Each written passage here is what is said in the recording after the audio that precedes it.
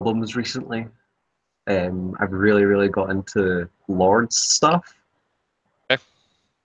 I was just shocked like that new album came out, and then it's basically the only thing I've been listening to in work. It's a really good album. I can't Heard any listen of it? to music when I can't listen to like lyricized music when like I'm When you're working.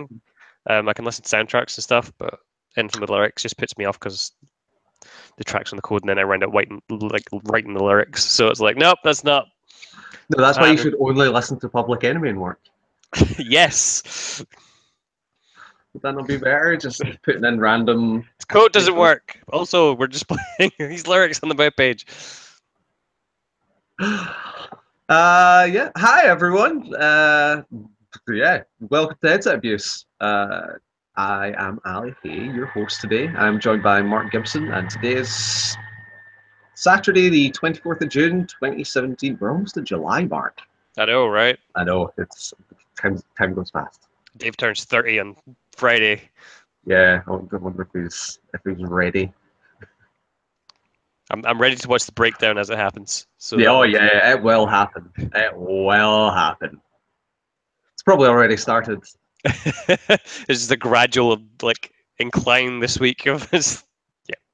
That's why I'm leaving the country. I'm worried of the devastation it's going to cause, and then come back for teppanyaki. Still never been there. No. Still never had teppanyaki. Apart from that time we went for breakfast. Okay. I've So never yeah. been for I've never been for real teppanyaki. Okay. Even then, it's oh, well, it's teppanyaki. I don't know if it's Okay, real right. teppanyaki. None of your absolute bullshit nonsense. Okay. Sorry, are you going to put in a random other word in because I'm not meant to call it teppanyaki? No, teppanyaki a thing. I know, I know. Yeah, I'm meaning real teppanyaki, as in it's not scrambled eggs. Well, you'll be getting some of that in your rice. So God damn you, Mark! it's weird for a teppanyaki place that doesn't offer like okonomiyaki. Oh yeah, totally. Yeah, no, I mean, if you don't offer okonomiyaki, then what's the point? So like so Uh-huh. real Uh-huh. talk. Real talk. No, Um, wait. Welcome to our new segment. It's called Real Mark Talk. Mark's real talk Scrambled in eggs Japan. with Mark Gibson. Listen, I know how to make some kick-ass scrambled eggs. No, but like, so I went to a few teppanyaki places when I was in Osaka, and like two of the staples of that place are yakisoba, which is Uh-huh. like fried noodles, meat, and veg, and there's another thing called okonomiyaki, which is like a savory pancake almost with like cabbage and pork, and then like there's like this sauce that you put on the top, and then mayonnaise, and then bonito flakes, which are like Okay. the weird fish flake things that arrive when they get heated up. Ooh. It's better than what it sounds like. But yeah, like those are the two staples of like a teppanyaki place, and I don't think this place we're going to offers either. What was the first one? Yakisoba. So bad. Like, yeah, I'm like that one. I find a bit weirder because I'm pretty sure they sell that in like pretty much any Japanese restaurant Mm. and even in Glasgow. Like, but the other one, I'm cool. I don't need live cabbage Okonomiyaki is wiggling around in my no, plate. so bonito flakes are just a thing in Japan. Like they have them at the side of like tables, and you just put them on stuff, like weird little fish flakes. Is it like Parmesan? Kind of, yeah, I suppose. But like when they get heated up on stuff, like they kind of like shrink and shrivel, and it looks like they're alive, but they're not. They Oh just smell yeah. like fish. Ugh. How are you? Yeah, I'm good. Yeah, yeah, you good? Yeah, You good? yeah. What have we been up to this week? I finished Attack on Titan this week, season 2. Yeah. Yeah, I have to say it like that because apparently I'm not allowed to call it Shingeki no Kyojin on the No, podcast you're not. You're for some not. reason. For some reason, that season's really fucking good. I would still recommend that you watch Attack on Titan. I think the first Yeah, season's on it's Netflix, isn't it? uh-huh. I think Yeah, the second season might be on Netflix. I think it's on Crunchyroll just now. Because it's literally just finished last week in Japan. But yeah, that's real fucking good. I love the way that it's an anime for people who don't like anime, like Uh-huh. almost like Full Metal Alchemist was. And Cowboy Bebop. Yeah, sort of that. But like they managed to retain a sense of mystery throughout the entire thing because while That's there's the true. Titans, you have no idea where they came from, how they came to be, and stuff. And they managed to keep their reveals like pretty steady pace. And like when those reveals come, they're pretty hard hitting. And yeah, that's really fucking cool season. No, I know it's one of those things that's on my list.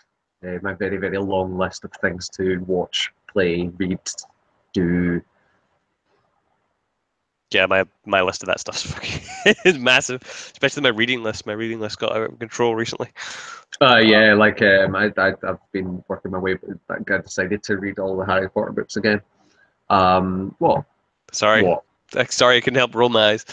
So the thing is, I know you're Chris. How many of them have you read I all of read them? all of them, bar Right. the whatever the play But was. then like the core seven, like is all anything outside the core seven. I don't really give a shit about.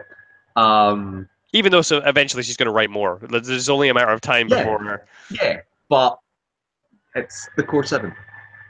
Um, and so I'm partway through the fourth one, and the thing Goblet of What one's Fire. after Goblet of Fire? Right. Okay. So what I have found, like when I was reading the first one, um, I definitely noticed that like the writing style and the language was a lot more basic, a lot like a lot of the criticisms you put upon it, they don't bother me as much because the first one especially is a more of a children's book. But as the books progress, and especially reading them in such close proximity, is that her writing style does mature and like they do become more mature books. See, Obviously not. I read the first five, was it, in quick succession by that Yeah. point. Like, there's a point I feel where, like,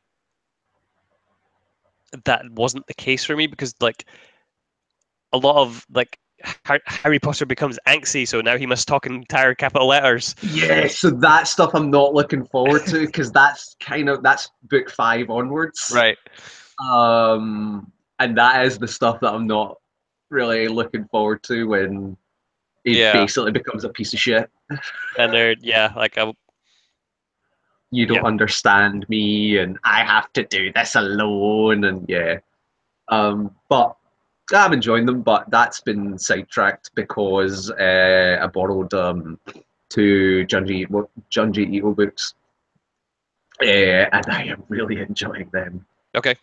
I picked up Fragments of Horror. Okay. Uh, so it's my friend of the show, Donnie, that loaned me them. He's got that. I think he's got four. So Fragments of Horror is a short story collection, and that was really good. I plowed through that in 2 settings. I mean, it is manga, so it's not like reading a full novel. But no, they were really, really good. And now I'm on Tomie, Tomai, probably. Tomie, Tomai. Tomie, um, which is really good. I mean, that was the first one he wrote.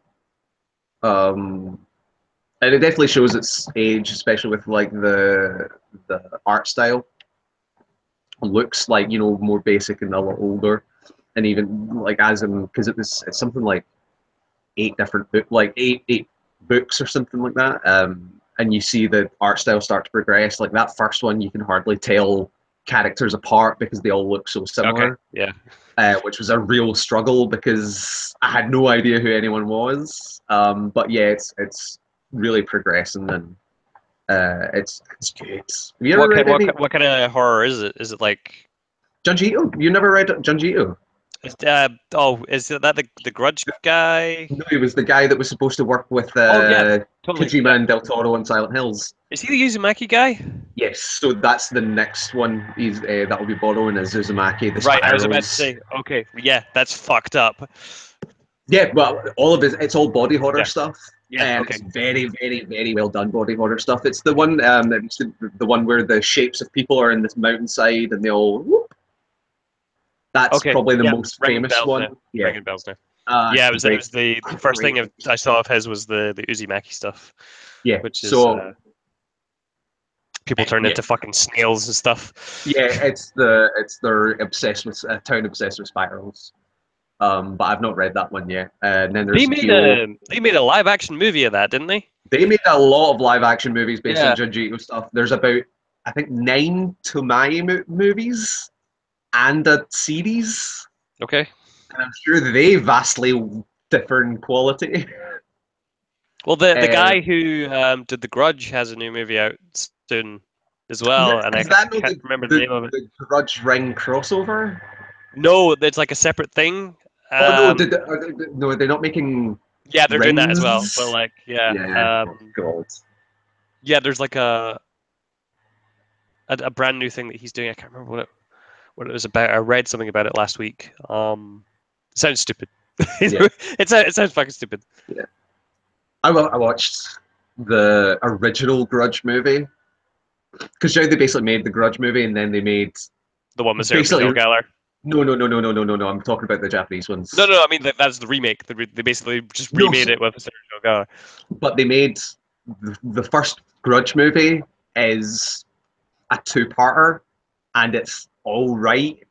It drags and it's okay, and then it's basically like Evil Dead to Evil Dead 2. It's the Okay, they same just movie remade it. Yeah. but made it better. And that second movie is great. Like the actual Grudge movie, creepy, and the weird We floaty watched. noises. I can't remember the name of the movie, but we watched about was it one about missing children in Japan. It was pretty good. It was like a found footage sort of thing. It was pretty good. Yeah, I can't remember the name of it. they can get that name across to me.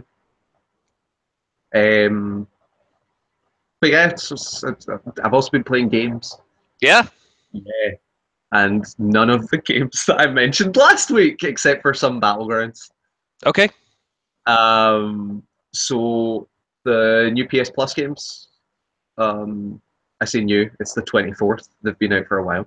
Yeah. Um, Life is Strange season 1 was free, so I've not managed to play that, but I'm really looking forward to that. Like, it's As the whole this. season, yeah, it's definitely not just like No, episode one. it's the Right. whole Okay. season. Okay. It's episode 1 plus season pass. Okay. Yeah, because I think they released episode 1 for free in general. I I think they did, I'm not sure but if it like was on PS4, but it was definitely possibly on Steam that they were because I just like, know. take it. Yeah, I think Therese just bought the season pass, so Yeah, I yeah. can't remember if we played the first one. And then they also had Killing Floor 2. Okay. So for like this was a month where I felt that for the first time in a while I felt good about like what they were I was getting from the PS Plus games. Yep. Like I felt that they've just been a bit lacking. Not in terms of quality. They've been putting out good games, but they've all been very small games and Indie this is the stuff. first. Yeah. Yeah, and even though like Killing Floor 2 isn't exactly a AAA adventure, but it's a bulky game. It's got like a good amount of meat to it, and then there's if you don't want the shooter, you've got Life is Strange, which is that's a good lot of hours to put into that game. Like it's a broad swath plus like a large amount of content. Yep. So I was really pleased with that. But yeah, I've been playing some Killing Floor 2 with a couple of people, and that game is real fun. Which I also found out this week. Apparently, Killing Floor predates Left 4 Dead. Yeah, it was. Or did it? It Or was was it a an beta form or something? no, it was a mod for Unreal Tournament 2005. All right. Okay. Oh, hello, we've got Darren. Hello. Hello. The wild Darren has appeared. A wild Darren has appeared. Pod bomb. But bomb! First pod bomb in a while. Except this time I'm going to hang around to the end. Yeah, it's Darren, just Darren, are you sure you have the correct security clearance to be on this podcast? Do we need to do security checks for you. Hold on, I get on the phone and then have to spell your name out. That was a bloody joke. Oh my god. Yeah, I'll get into that later. Fuck you, Uh, Gatwick Airport.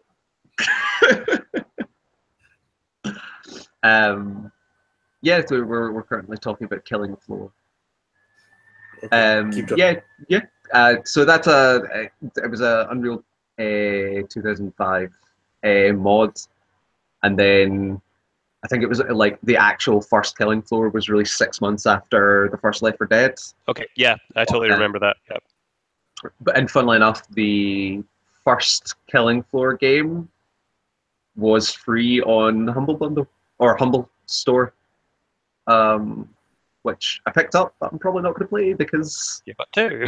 yeah, and people to play to with. But yeah, it's a really good game. It's just super fun and dumb shitty nonsense. With a million zombies. Oh, it's not really. They're not really zombies. No, actually, they're not zombies. They're aliens. All right, okay. See, the first one it was zombies. So. If it's the same type of enemy, still aliens. Oh, I mean, really? they're fucked up zombie-looking things, but they're Okay, aliens. right. Yeah. No, it's that game's got style. Like, they use slow mo very well. So like larger So like everybody's on drugs. oh yeah. And Lena Headey's there. Yep. God, that movie's great. They're Talk making a about TV show. talk about style. I mean, that movie has style. No, it's like it's weird looking at this compared to Left 4 Dead because Left 4 Dead was such a huge like oh my god, it's such a revelation and such a good game. Left 4 Dead had like 4 maps. I think they did a bit better with Left 4 Dead 2, didn't they? Where they Nope. like, Mm-mm. Mm-mm. did they not re-release the first set and put it into the second one? Is that what happened? I don't remember that. But yeah, there's like maybe about 15, 20 maps. Right. And about 10 different classes. And on top of that, you've got like customization stuff of like you can change what character you are, but that doesn't bear on what class you are. Okay. But yeah, like the classes and the weapons have real different variety. And like upgrading your weapons when you're in a match, like you feel that difference. Like going from like your starting weapon. So do you know the structure of Killing Floor? No, I thought it was just like a survival type thing. It's wave based. Okay, Yeah. right. So it's you go into a map and it's just wave based. Like stay alive, kill this wave. You get money, and then you go and upgrade your like you can buy more armor, you can buy more grenades, and then you can upgrade your weapons or buy better weapons. And like all the weapons have like a real distinct feel to them. Like just going from your for example, I'm playing the gunslinger, which is dual wielding pistols, Okay. and um like going from the basic revolvers you start with even up to the like M1911s, you feel that difference. You feel yourself getting more powerful, and then once you make it up to the Magnum revolvers, good lord, you feel unstoppable until you are brutally stopped. But yeah, it's a real good like jump on with a couple of friends. I mean, it supports groups of 6. Okay. I've been playing it with 2 or 3 at the moment. But yeah, it's just like that slow mo is just one of the best things about the game. So anytime you like it's large amounts of explosions or like getting a lot of headshots in a row, like it'll slow it down for everyone, and that's really helpful for like picking off people like getting accuracy and stuff. But you just get these moments where it'll burst into slow mo and you spin around and there's like a thing jumping at you like right there, and you just blow its head off, and the animation on the enemies is real satisfying. Like they react really well to getting shot, and like you take off their head, but they're not. But I mean, like you shoot them and they go, "Oh, thanks, guy." Yeah, no, they're just like, you did really well. Like the dismemberment's really well done. Like I had one that there's one enemy that has like a bladed arm, and as he was swinging, I just took a pot shot and it blew off his arm, and he just kind of like swung but stumbled past me, and it just all looks and feels really good. So that's just it's been a lot of that this week. Okay. What about you, Mark? What have you been playing? So I've had you guys over for E3. Yes, we E3 played a lot of Injustice 2. We did. So I haven't really played any Injustice 2 since then. But that game's fun. Like I really like that game. I don't like the way Dave plays, but I really like that game. What, a turtling piece of shit? Hold on while I continually back away from you. Yeah. Yeah, aside from that, I've just been putting all of my time into Breath of the Wild. Yep. I am way further through that than what I was last time. I am really? Yeah, I am almost caught up to where I was before. I just about to embark on the next Divine Beast, which will bring me up to exactly where I was before. That game's still fucking incredible. With Darren on, I won't talk about story spoilers and stuff, but like, there's just so much going on in that game. Just in terms of like the setup for the story and stuff, and the way it impacts everything, and like just general like life to life stuff in that game of like, well, what are these people like, and how are they surviving under a calamity that's about to re-explode again, and there's questions that I want to ask on the podcast but can't because Darren's on. But yeah, Well, like I'll just leave if you want. no, it's fine. We'll need to do one anyway when we get the chance to play it, Darren. But yeah, like there are some really fucking interesting things in that, and I am still continually finding new stuff. Like even after playing like 78 hours the first playthrough, like I am still continuously finding new stuff, and it still continues to surprise it every turn. I've also got all my stamina upgraded again. So when they port it to PS4 or PC, I'll be right on there. Ellie, you should get a Switch. If I was going to get I would not recommend buying a Switch because it seems like from the sample size I've seen, you buy one, you have it for about 2 weeks, you return it to Nintendo for about 3 months, then you get it back. That just doesn't seem like value for money for me. Yeah, it's just you have to sign that contract when you first get it, and they're like, well, we have to have it for more time than you because we get really possessive. Yeah. So to be honest, if I was going to get a Nintendo console, I'd pick up a Wii U and go back. Because I would go back and play all the Wii games I've missed. All right. Okay. Right. Like I'd go back and play Super Mario Galaxy and Super Mario Galaxy 2, and like pick up like I've got 2 generations of Nintendo games, which is not a lot of games, unfortunately, that I've missed. What, you played all the N64 ones? Shut up. Okay, so I've still got that Scratch the GameCube. surface of NES. The last one I owned myself was the SNES, and now I've got a GameCube, and I should really go back and play. I've got so many games to play. There's too many games to play. Oh god. Hey, that Paper Mario game's pretty good. I should probably go back and play that. Yeah, that is a pretty good Paper Mario game.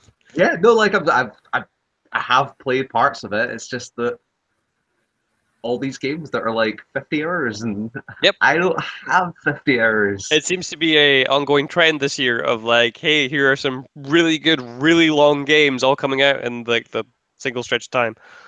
And what Shadow of Mordor is coming out in October. Yes. And I know, but that's going to be like a 50-hour game. Fine with that. Make it a 60-hour game, 7-hour game. I'm happy. It's not that I'm unhappy. It's just like it's a weird thing. Remember when people would complain about 6 to 8 hour games? Like, oh, it's just not value for money. I'd love a 68-hour game. That'd be great. So it comes out October 10th, which is like 2 weeks before Wolfenstein and Mario and Assassin's Oh, Creed. shitting hell! I really want to play Wolfenstein. Yep. I'm so excited. So I've Like- lined up the Old Order. Is that the name of the last one? Yeah. No, because New the Order. new- It's the the New New Order Order, and right, the okay. Old Blood. The Old Blood, right? Okay, get them mixed up. So I've lined that as my next game up to play before. Dude, that game's so good. Like, you probably wouldn't be as blown away because you played Doom Yeah. before that. Like, but you might see some, Similarities. yeah, like some, but like that they took the successes of Wolfenstein and adapted them forward to Doom, because really they brought Wolfenstein right up to the modern day and really did a good job with it. And I don't know about the Old Blood because I heard that wasn't that great, but honestly, I heard good things about really, the Old Blood. Yeah. I heard that in comparison to the New Order, it just wasn't as good. But man, that main game, the New Order, is great. It's great. Oh man. Yep, that's why it's next on my list to play once I get Zelda out of the way. I'm gonna make some time. And it's again, it's that one is actually like, it's not that long a game. It's a good length. Like, I'm not saying it's like you're going to be It's like done 8 with to it. 10 hours or something, isn't it? Yeah, give or take. But no, it's so good. And then you'll see why when I saw that trailer for the new game that I was so confused about so many different things. But no, it's good. So is it just Breath of the Wild for you? Aside from that, I'm still working on the Duolingo stuff for Japanese. Yeah, how's that going? I've done all the hiragana stuff. I'm working on some of the katakana introduction stuff. The app is really good for letting you learn like some of the hiragana and the katakana. What's really bad at is telling you sentence structure and why it's like that. It doesn't really do a very good job of discerning, like, okay, here are the linking words like to and de, and here's where and why you use them. Yeah. I feel like if I didn't have a lot of the background knowledge of that sort of stuff, I'd be struggling. But yeah, no, it's like a super useful tool for learning that stuff. It's only available on mobile just now, but the web version, Duolingo. Okay. It's the free learning app that you can get. It's on Apple and Android at the moment, and there's a web version, but the Japanese isn't on it. But it's a really good starting place if you want to learn hiragana and katakana and some Japanese stuff. I mean, they've got a bunch of languages on there. Oh yeah, there's loads. Yeah, and a lot of them are really, really good. But yeah, I've been doing my workouts and stuff every day on that and trying to work my way through the modules. So I think I'm on like an 8-day streak just now. But yeah, that's it. That's pretty much my my backlog. Apart from that, I'm watching Therese play Fallout 4. I'm watching her get annoyed at Fallout 4. So that is a game I fell off of quick. Yeah, she was the same. I fell off of that really quick as well. Yeah. I'm considering going back to it, and in order to try and keep it interesting, playing it in survival mode. Okay. So it's no longer just, walk into a room, have it save, get to a bit I'm struggling with, save, and then just repeat until done. You have to go with the fixed saves, and it seems brutal from what the I've only read. bit, the only bit I don't want to do in it is the food and water bit, because you need to eat and sleep and that shit. But everything else, it feels like it makes everything you're doing that much more important, so you actually pay attention rather than just like with any other Fallout game, you kind of lose attention and just you're wandering the wastes shooting things. It's the over encumbrance really stuff as well, though, because it can like break your limbs if you're carrying too much. Yeah. That's Yeah. not how that's not how that works. That's you can damage yourself by carrying too much. So that's part of that. You can become Sorry, I'll be fatigued. in mix the entire time. Until it runs out of battery and you're walking around in a 2-ton coffin. Yeah. So anyway, how's Darren? Yeah. Darren's alright. Not too much to speak of. Moves back up to Scotland, obviously. So, Yep. yay. Still hate estate agents because even though I haven't lived down in England for like almost 3 weeks now, I'm still having to deal with shit from them. So fuck you, estate agents. Was back down in England last week for some training for some work stuff that I'm doing, and hate Gatwick Airport now because my flight was supposed to take off at 10 past 10. Flight actually took off about 20 past 11.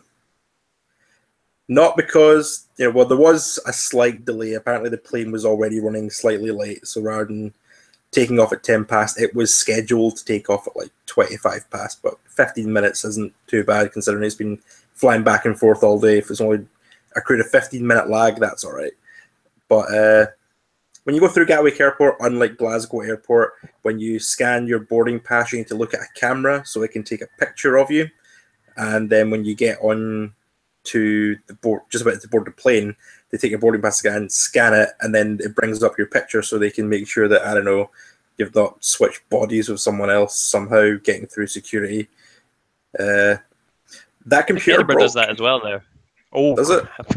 Yeah, that computer broke, so they had no way of checking all the security information. So their great solution was a guy showed up with a mobile phone and got to the first person and said, "Give me your boarding pass." And then he got on the phone. Yeah, it's Peter Stevens. Stephen's.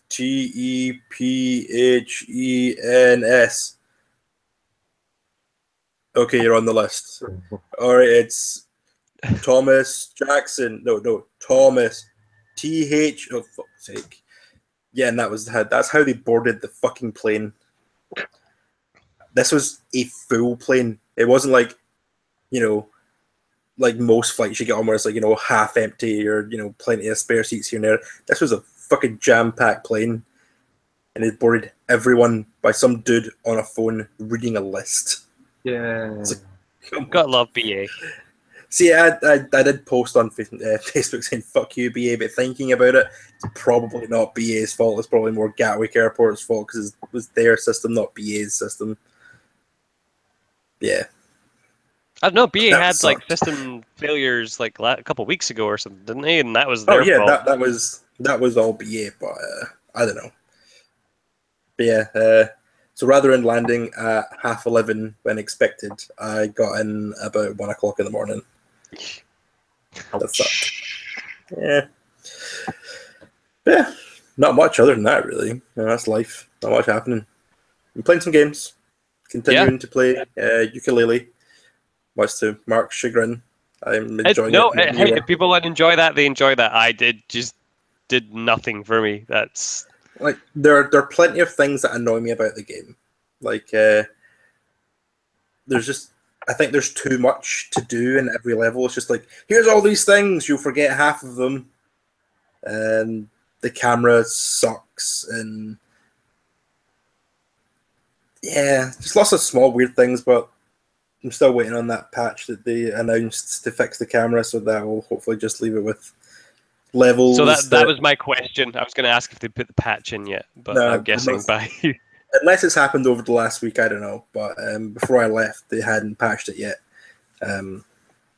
Yeah, so that would just leave slight problems with how it controls, and the levels are far too busy. Like other banjo games and stuff, it was relatively fixed. Like, you get the ability to charge this move. So like, there's a lot of breakdown walls to get chickies and stuff like that. But this time it's just like, hey, this puzzle requires a move. You get in the last level, which means you have to progress all the way through the game, then go all the way back to finish that one little puzzle. So, God damn it. Yeah, and like I feel like the game doesn't do a very good job of telegraphing what move you need for that as well. But yeah, like I've got fundamental issues with just like the layout, the levels, and like the fact that there's absolutely nothing memorable about any of them. Yeah, like Yeah, I'll give you that. like, There's nothing that really stands out in the 2 levels that I've played through so far. It's just, here's a grassy place and here's a snowy place. have you done any of the quizzes yet? Done one of the quizzes. Okay, so there's one in the snow level, which is like pretty much like how many objects of this particular thing plus this particular thing are in this room, or how many objects multiplied by this amount of objects are in this room. Yeah, I've not had any of them yet. The first quiz that I had was, I think there was one question I was like, ugh. I think it was how many feathers cumulatively did I have at that point? And I was like, oh, fucking hell. You're supposed to just randomly know how many feathers you've collected. The one that got me was start a fucking quiz looks at the fucking total screen. Yep. Oh, I better check my total screen just in case it asks me how many feathers I've got. The one that got me was how long have you been playing up to this point? And I was like, I don't know, I haven't looked at a fucking clock. Yeah, if I get questions like that, that'll probably frustrate me. But on the whole, I'm still having fun with it. It's nothing on like Banjo-Kazooie, but it's still a good game.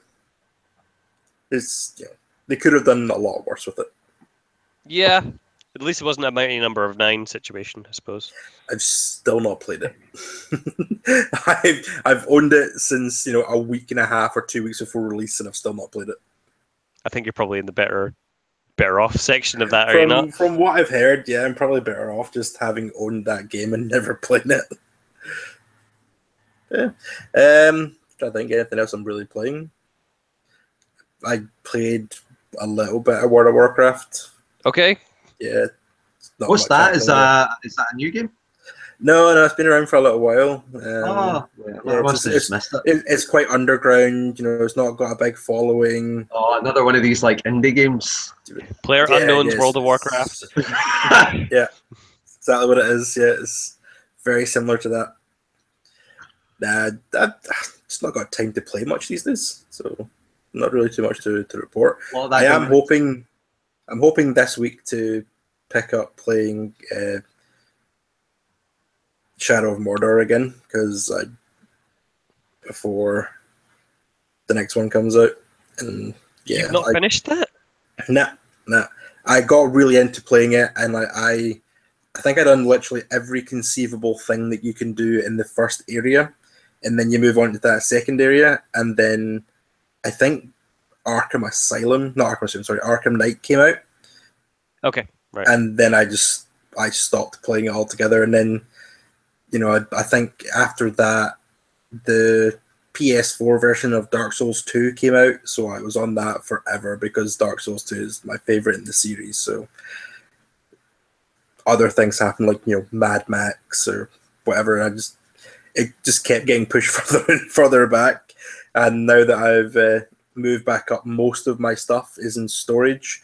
So I made the choice to pick up just a few games and bring them with me. So one of the games I brought with was Shadow of Mordor. I left games like Dark Souls. I was like, if I bring Dark Souls, I'll sit and play Dark Souls all the fucking time.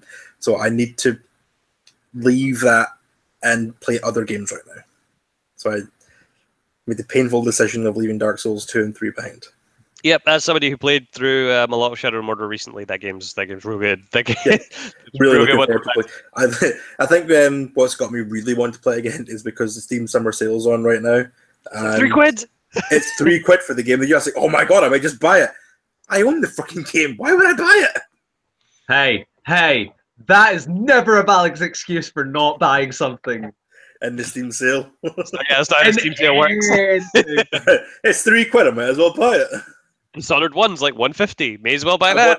I was really tempted, man. There's like so many games. I'm just like, I could just buy all these. Like, but why? I own Dishonored 1 for the PS4. Why would I buy it? See that little voice that says you own this? Just take it. Just take it and throw it.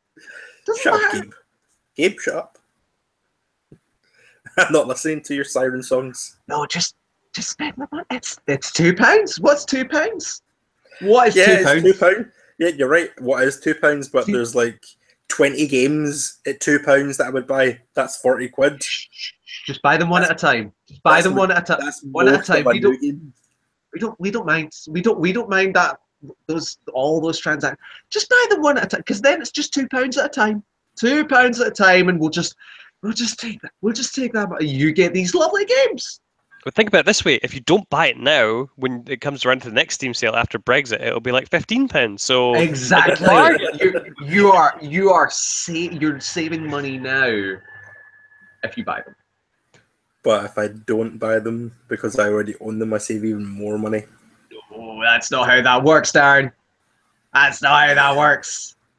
Okay, I don't understand finances. It's Yeah, really it's- complicated. That's what us you're at Valve losing are money here by for. not getting them. Yeah. That's why. We do all the finance stuff, so you just buy the games. Okay, Don't yeah. worry about it. That makes a lot of sense. I should just go buy the game. Yeah. You can collect stickers for your sticker books. It's trading cards, actually. No, Ali. it's stickers for your sticker book. Is it? Yeah, that's When what the it is this time. When the fuck did that? Oh, yeah, because the Steam Summer Sale always comes with the stupid sticker book. Yeah. I missed the clicker one. The clicker one was the best one. Yeah, that was pretty ridiculous. I quite like the clicker one. I got behind that.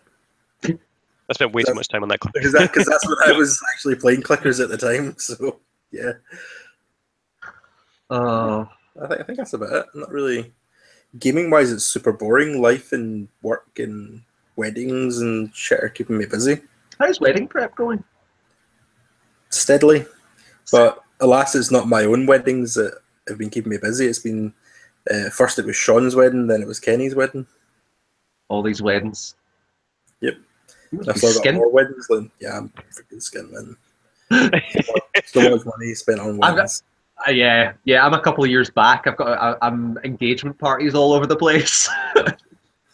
Just wait a couple of years and be like, I God's know. sake. Well, I'm going to an engagement party tonight, so Yeah. that'll be fun. Yeah. Oh, it won't. I don't have a choice in that. It's very true.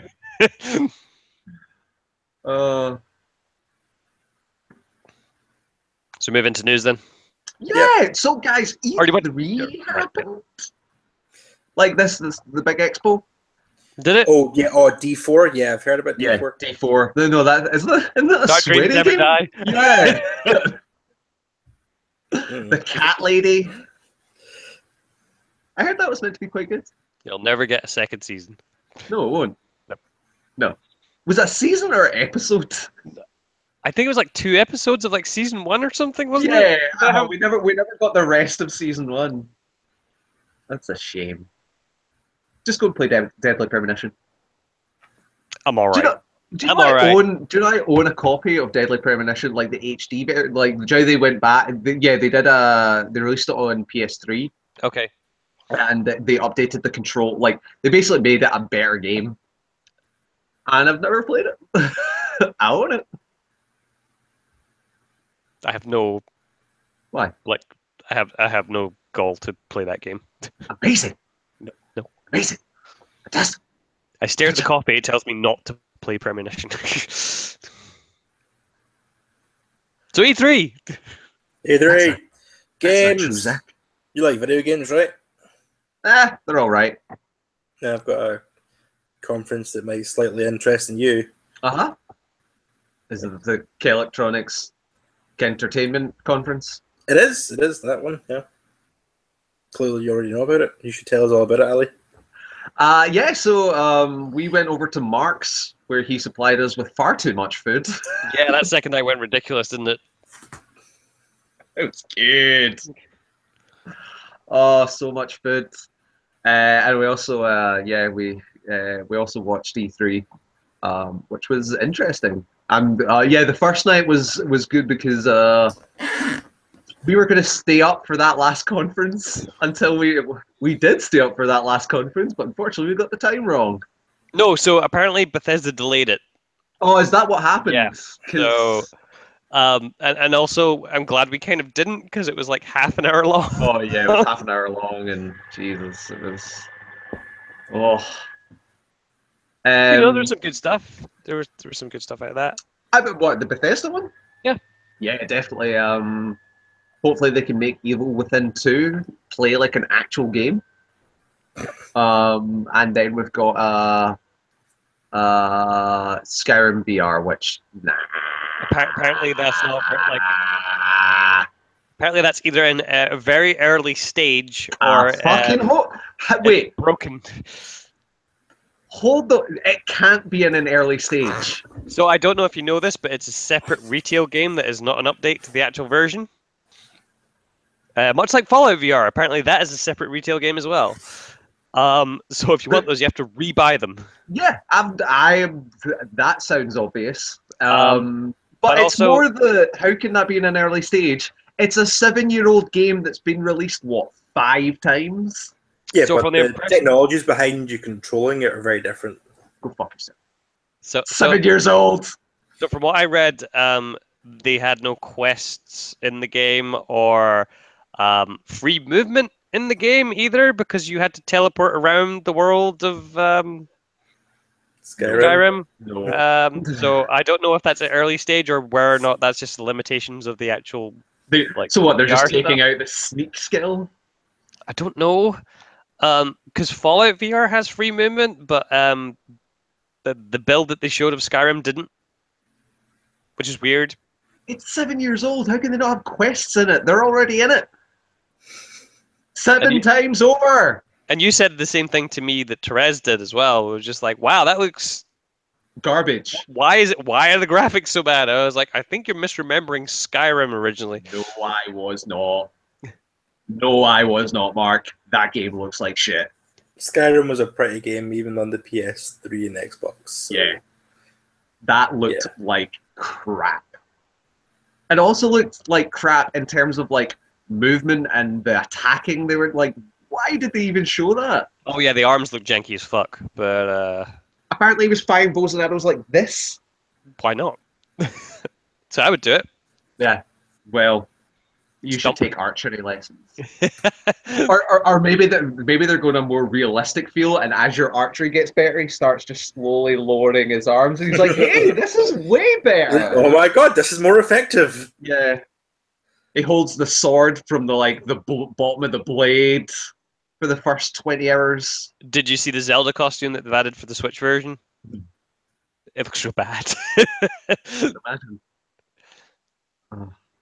But one thing I was extremely excited about was that Wolfenstein game. It looks great. You axe those Nazis right, they're fucking back.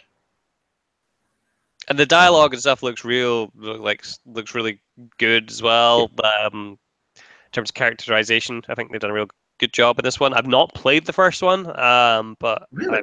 as We should talk about that for 5 minutes. as I've said, I intend to play it. So you should. a proper discussion next week, maybe. Do you know what you should do? Like, because that game is level based, so it's not like just start to finish. You should just play a level, like a level every couple of days. It's and you'd get right through it. Okay.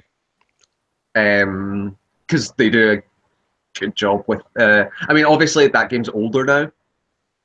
But they, as far as I remember, they do a good job of like those characters.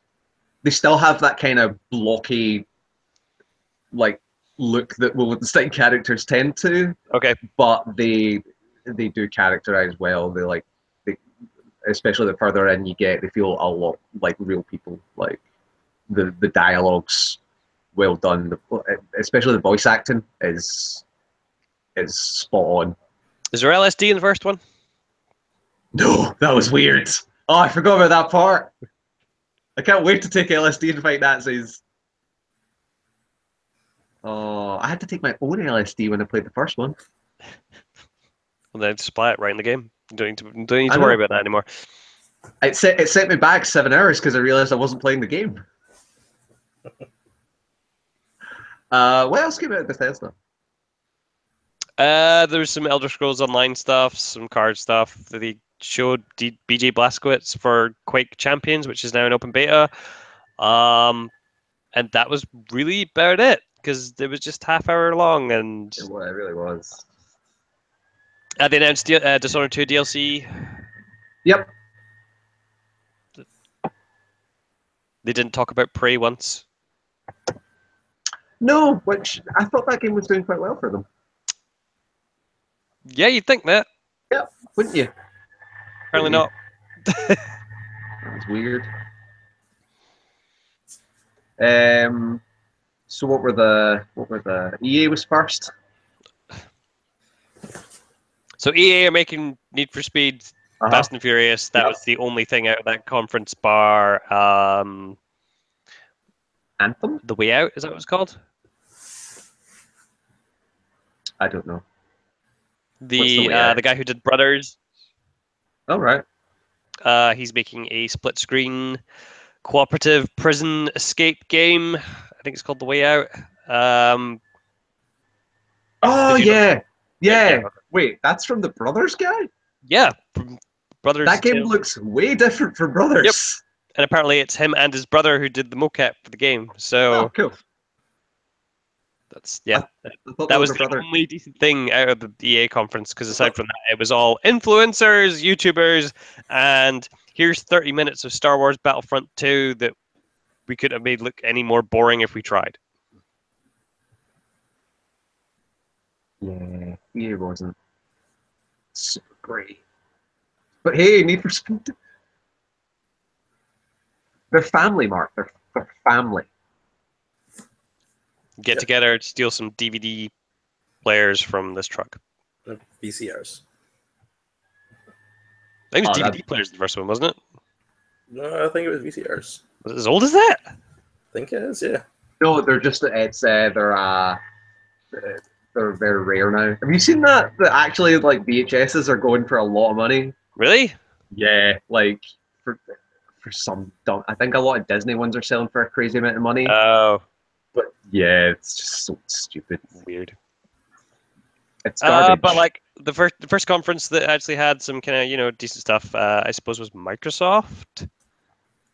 Yeah. How you guys feeling about that Xbox One X price point?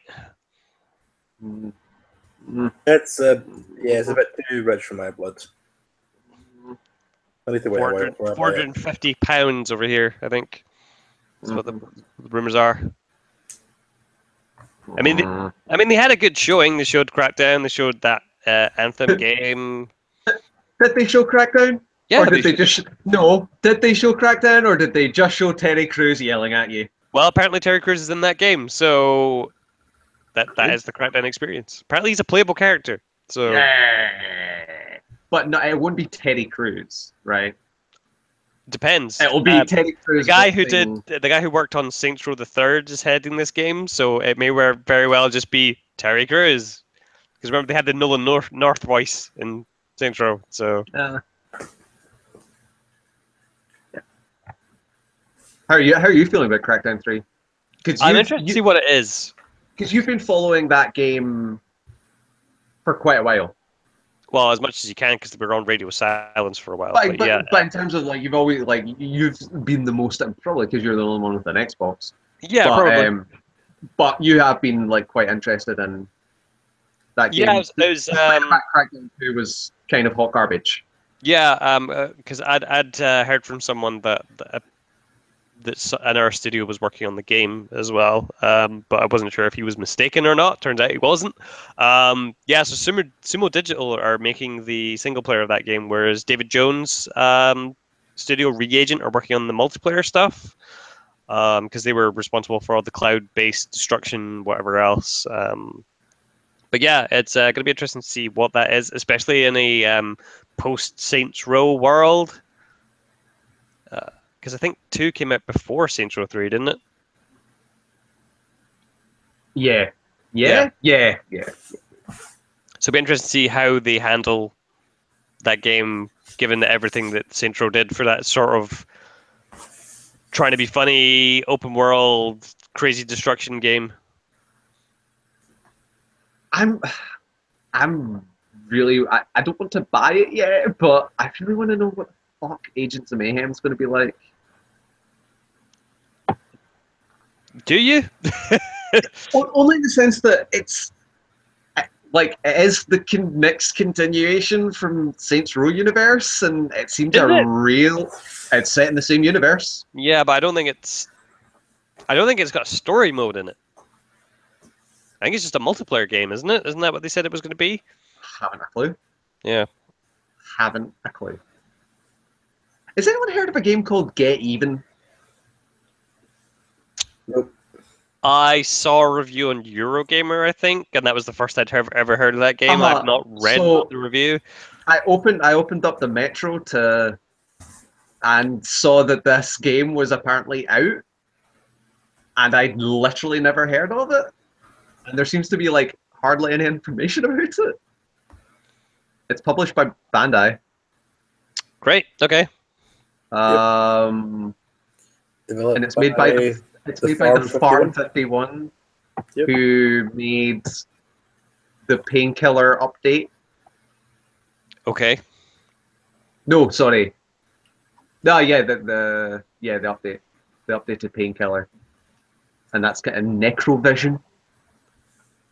I don't know what that is, but yeah, it's just I just never had heard of it, and all of a sudden this game's out. I know. Can't say it's on my radar. So. In 10 years, they've made 6 games. That's not bad. Yeah. Oh. Time Ace, Necrovision, Lost Company, Painkiller, Hell and Damnation, Deadfall Adventures, Get Even. Apparently they've got another one for next year planned, World War 3. Okay, yeah. Is that a sequel to World War 2 for Activision? No, they're just lining it up for when World War 3 will actually happen. Okay. They're apparently outsourced for The Witcher and Two Worlds 2. Okay. Yeah. I still can't believe that they made a sequel to Two Worlds. And didn't call it Three Worlds. So, anything else from Microsoft that caught anyone's attention? Really pretty cars. Real pretty cars. That Forza game looks nice. Sea of Thieves? Yeah, again, it looks like Destiny to me. No care for Sea of Thieves. I really want to see what it is. Didn't really interest me at all. The idea of it is really cool, but in practice, I'm not gonna like. Even if I picked up an Xbox, I'm not gonna have a group of people that I can run about with and sail a ship with, and that kind of Destiny and constant PvP appeals to me. Okay. Unfortunately, like I would prefer like a single player co-op thing. Yeah, unfortunately, yeah. It's. I hope that game does well because it looks really cool. It's just not for me. Yeah, unfortunately, I'm not going to pick it up if I'm the only person playing. Yeah, so, exactly. Like you have to have people there. Like from what they're showing, you have to have a group of people that you're ready to play with, and that's not how a lot of people live their lives. Yep. Like honestly, trying to organize any number of people to do anything is hard enough. Never mind for continuous sessions of games. What was up next? Ubisoft. Yeah, I really liked Ubisoft. I'm trying to find a. They made an XCOM game. Yes, they did. They made an XCOM game. Yes, they did, Mark. With Mario. Yeah, they did. What else is in that XCOM game, Mark? Rabbids. Yeah. Oh man. Because we were sitting there before the announcement, and we were like, "What kind of game is it?" And we were like, "Well, if it's an RPG, but it can't just be a straight RPG because he said it's a brand new type of game for Mario." And we're like, well, "What else is it?" And then Ali just turned around and goes, "It's a tactical RPG. It's an XCOM." And like David and I just went, "Shut the fuck up!" It turns out it was an XCOM game. Called it. I mean, it was kind of half joking, but it was the only when they were like, "Oh, I know it's like a tactical action game, and I was like, so it's an XCOM game? And it turns out it's an XCOM game. And not only is it an XCOM game, it's a fucking XCOM, like, down to, like, full cover, half cover. It is an XCOM game. They gave Mario a fucking gun. You could put Mario into Overwatch. So yeah, Blizzard announced that Mario's going into Overwatch. No, the move from XCOM. Oh, I know. Yeah, that game looks cool. That game looks real cool. Yeah, that game's out in like August, so I'm probably gonna pick that up. Yeah. Yep. Yeah, it's just so weird. I'm really shocked that not only are Nintendo allowing Ubisoft to use the Mario license, that it was on the Ubisoft stage. Like, you would think that Nintendo would be like, no, it's our thing. You might be making it, it's our thing. We will present it at Nintendo Treehouse. But no, full on. Miyamoto came out with a gun. Sorry, Toy Desu. Apparently he said Tennessee, which means it's fun. So I misheard him. It's just galling that like they hand out the Mario license, and after years of the Mario license being handed out, the first thing they do is give him a fucking gun. Give him a fucking gun! I'm so happy. So happy. That game looks cool. Yeah, that it does. That like is probably cool. one of the most surprising games from the entire show is Mario XCOM Raving Rabbids thing. So do you think it'll be an actual good game though? I don't know. Like, people who played it came away really liking it, so we'll see. I guess it's out in like a couple months. The thing I found really weird is that they called them all like the Rabid Peach and Rabid Luigi. They just called them Luigi and Peach. Yep. And that, I don't know why, that just really creeped me out. I'm assuming there's going to be like an alternate Mushroom Kingdom dimension where they're all rabbids. Yeah. That's what I'm assuming. No, they explained that. That the two unit. So basically, a portal of hell opened up and allowed all the rabbits to come into the Mushroom Kingdom. Because that's where they come from. And they're trying to get. I think they're trying to get the rabbits home. Okay. Rabbits Go Home. It's Rabbits Go Home too. So you need to get to the moon. Hold on, XCOM. But yeah, it was. It's like two universes colliding. I'm sure they explained that. And they also showed the Crew 2 : Fast and the Furious. Because apparently everyone's making a fucking Fast and the Furious game. I've got no reverence for the Crew. I know it did well for them, but like, I don't know. I thought their next game looked really good though, which was the Elijah Wood? No. Oh. Well, I can't remember the Skull and Bones thing. Is that what it's called? Skull and Bones. Skull and Bones. Yep. The only reason I remember that is because it's the name of a board game I play. Okay. And I was like, that's weird. So yeah, what were your thoughts on Skull and Bones? I don't know. I quite like the sailing and piratey stuff in Assassin's Creed, and it seems to be that. So I could see, depending on how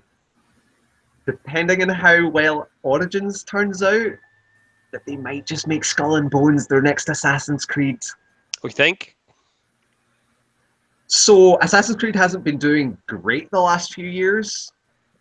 And the last thing people say about, like, the best thing people say about Assassin's Creed at the moment is like, oh yeah, Black Flag was so good, like I love the sailing. So see if they've made that and turned it into a really good game, they'll franchise the hell out of it. So because I do a lot of social listening and stuff at work, I subscribe to a Twitter field called Brandwatch Insights. Apparently the biggest game talked about on social at E3 was Assassin's Creed Origins. By a massive majority. That doesn't necessarily mean it's good. No, but like, that also is an indication of pre-orders. But it talked about and positively talked about are two very different things. Why are you not saying that the $800 collector's edition is going to... Yeah, apparently you get Egypt in that box. Sand. It's like a little bunch of sand. That'd be great. You just and then it's just your desk is fucked because it's covered in sand. Yeah, it looks. I It don't looks know. like an Assassin's Creed game, but It looks like an Assassin's Creed game that they tried to shove every last fucking thing into it to yep, try we've and got the drone salvage it. stuff from Oh my god, Wildland. that fucking eagle, that fucking eagle. Well, that eagle that can hover magically in midair because of your magic Egyptian god powers, thanks to the puzzle ring. I just like the fact that they're like, it's eagle vision, but this time it's a real eagle. Yeah. 3, 2, 1, wizard. It's I'm looking forward to Skull and Bones. I'm looking forward to Assassin's Creed. Like, it looks like it's fun. Are you actually looking forward to Assassin's Creed? I fell out with Assassin's Creed for the last few entries in the series. This one looks semi-interesting. Like, are you sitting there going, this will get me back into Assassin's Creed? No, I'm not thinking it'll get me back into Assassin's Creed. I'm thinking it looks interesting. As to whether I buy it or not, I'll wait till I see more about it. But it's piqued my interest. I think I would consider buying that game. Not that So for me, I am buying that game. It's just like, I'd buy it. So for me, it looks like, okay, so this could be another good one of those games. It's not a case of like mind blowing in any way, shape, or form. It's a case of, all right, okay, they've done some stuff to this. They've improved the combat, and now looks a bit more like Dark Souls. But like, but when you're saying, oh, it looks like a good one of these, is that this looks like a good one of these, like Syndicate or like Black Flag? Because I feel they're very different. Yeah. Like, Syndicate after what was it, Unity? Yes. Was like, it was like, oh, okay, they've done a decent job on this and it's a fun game. Whereas Black Flag was like, man, they've done amazing things with the Assassin's Creed franchise. Like, they have completely turned this around and made it into, like, they've revitalized it and then they fucked it up. But never mind that part. So this is from the same people who did Black Flag. Yeah.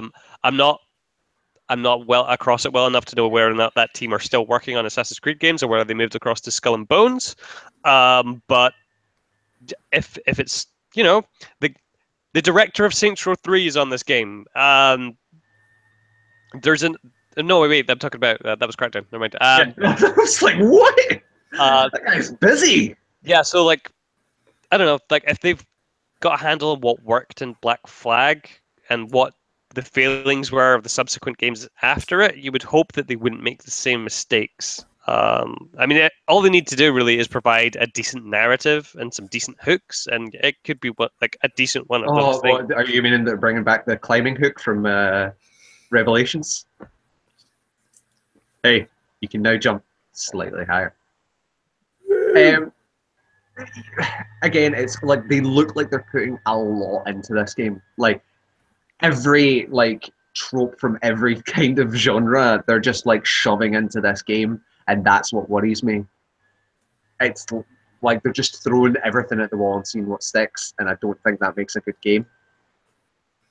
It's how they execute that. Yeah. If they turn it into Assassin's Creed Dark Souls and it is amazing, and given it the proper like care and attention to make it work within this universe, within the way that they build Assassin's Creed games, then excellent. But if they're just like, oh, we're just trying to make it different from all the other Assassin's Creed games, then that's not going to work out. It's definitely about the execution, and we won't be able to see that until it comes a bit further down the line. October 27th. October 27th. What, like same day as Wolfenstein and Mario. 3.5 months away. 4 months away. So yeah. What else did Ubisoft have? Beyond Good and Evil 2 teaser? Well, I was going to talk about Elijah Wood first. Let me talk about Elijah Wood! Barely a game. Shut the fuck up, Mark, and let me talk about Elijah Wood! So Elijah Wood and Macon Blair are making a game, and I am really excited about that because it looks fucking weird. It's called Transference. Um, Was that deliberate? yes. Yeah, Macon Blair, if you don't know, is he was in Blue Ruin, and then he was in Green Room, which was I can't remember the name of the director, but those two worked very closely together. And then he directed a movie with Elijah Wood in it called "I Don't Feel at Home in This World Anymore," and that was good. That was real good. Um, and yeah, it's obviously this is barely anything at the moment. I am aware of that, but with those two working on it, I feel it'll at least be interesting and weird, and that is really what I'm I'm excited about. Okay. Like for because VR hasn't taken off yet. Like you can say what you want about it, it's not huge yet. You know, the like you're not getting tons of games, and you're not getting like a lot of it is still like experiences rather than games. And if they can turn this into some sort of weird fucked up game for VR, I'm totally in. Like that might actually be a thing that would be like, yeah, I'll get that. I'll get that for VR. Did they say what platforms VR would be on? I don't think so, and I don't think they used any specific one head. Like they used a Okay. fake headset for their trailer. Yeah, with like a fucking heart rate monitor on the front of it. Yeah, but I mean, I could see them doing this for whoever would take it.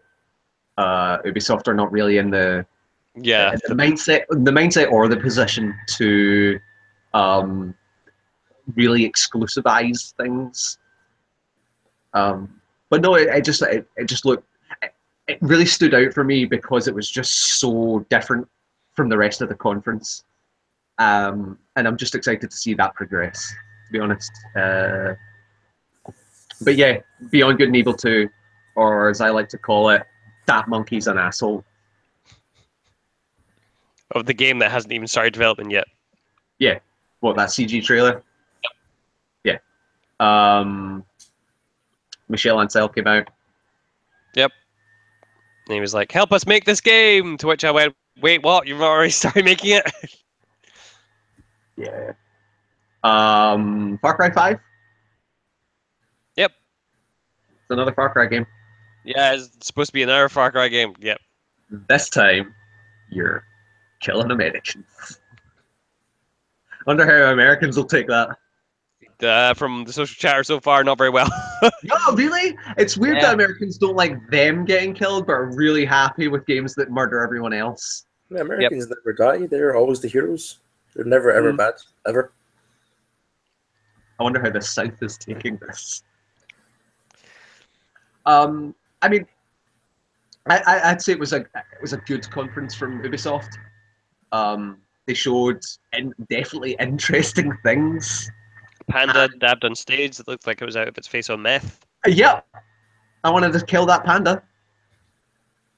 But in general, like, I mean, the thing about Ubisoft is, despite the troubles they've gone through, and despite their games are very hit or miss. Like, you know, they're not always amazing. Like, and they do, you know, they are making another Far Cry game. They're making another Assassin's Creed game, but they always seem to.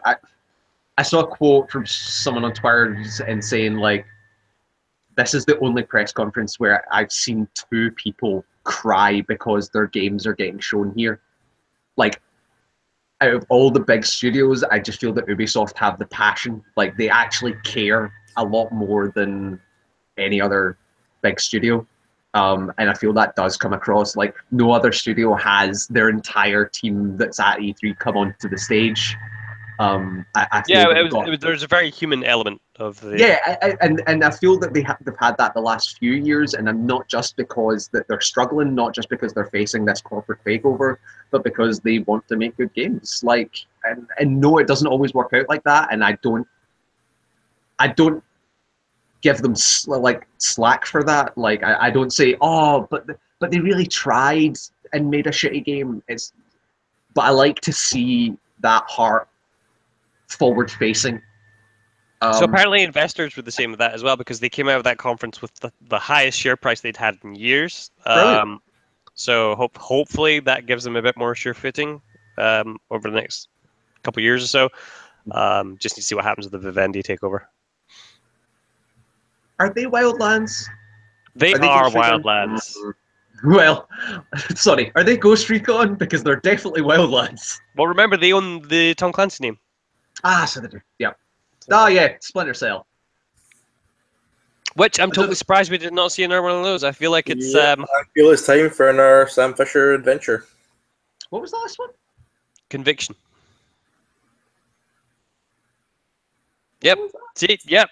What was The one without Michael Ironside. Yeah, I remember. Like, it's sitting there in my head, but I'm like, I don't know. You probably don't really remember that well because it was also around about the same time that which Hitman was it? Absolution. No, it wasn't. It was Blacklist. Was it? Yeah, Blacklist. Oh, I got the name switched about. Yeah, Conviction was before it, wasn't it? Yeah. Okay. Conviction was the one that they had that co-op campaign that was absolutely fantastic, and then Blacklist was all right. Yeah, I played some Blacklist. It was all right. Yeah. Okay. Yep. That's the gap in words there was enough to describe exactly how you felt about Yep. Yep. I remember playing it, and I was like, "Man, it's all right." But yeah, it's I suppose like that came out in 2013. Yeah. That's why I thought they would have totally came out and announced a new one. But I guess when you have Rainbow Six and Ghost Recon on the go at the same time, I did not realize that Jade Raymond made Blacklist. Did she? Yep. Okay. She founded Ubisoft Toronto and made Blacklist. Huh. Yep. Okay. And then went off to go work for EA. Yeah. So that's. I think it'll be a few. I want them to take their time with Blacklist. Okay. You mean Splinter Cell, surely? Yeah, obviously. Yeah, you know what I mean. So I guess the next conference after that was Sony. I don't know if you got to see that, Darren. Did you? I did not know. Okay. So they pretty much came out and just went, "Hey, we're here, and here's a shitload of trailers." They showed a demo of Days Gone again to open things up, which I don't know how you felt about that game previously, but I didn't think the demo they showed originally was very of very good quality, shall we say? And I feel like they are just trying to make The Last of Us, but with Hillbillies and Walking Dead thrown in. Yeah. Did you see any of the demo? Or I've seen a little bit of it, but not very much. Okay, so like apparently one of their gang had been kidnapped, so you have to go out on a motorbike and then go find him, and he gets garroted with a wire when he's out, and then basically it's him making his way through to the camp and then unleashes a horde of zombies on like these rival bikers or whatever the hell it is. Yep. Sons of Anarchy Zombies Edition. Yeah, I don't think that game looks very good. I think that game looked better than it did last year. Yes. But last year it looked like shit. Yeah. Last year it looked like what was the game that they State of Decay? It looked like they were trying to make a State of Decay game but failed. Which is not a the thing in the initial demo was, remember the big turd wave of zombies from like World War Z. Yeah, but it looked terrible. It looked as bad as it did in World War Z. But I got to say, like this year, it definitely looked better. It just didn't. Like I wasn't like, oh, this looks super cool. And it started off the trend of everything in that press conference of having, here's a third-person action game where the camera is slightly over to the right of the shoulder. Yeah, that's how games work. Right? So Sony's wheelhouse at the moment between that God of War and Spider-Man, I want to say as well. Yeah. Spider-Man over the shoulder. If it's basically Batman Spider-Man edition, so yeah, I'm probably going to say it is. Okay. Yeah, what else did Sony have to show apart from the big ones? It was kind of a quiet year on Sony's stage because everything had already been previously announced apart from Shadow of the Colossus, which is just Yeah, being I heard called about that. Shadow of the Colossus, no remaster or HD edition or anything. Like I know that they've already remastered that and re-released it, or sorry, HDified it and then re-released it. That looks great. Yes. Like I've seen that screenshots looks of that. It's very pretty. real nice. I'm totally fine with them remaking that game. It looked gorgeous. It really did.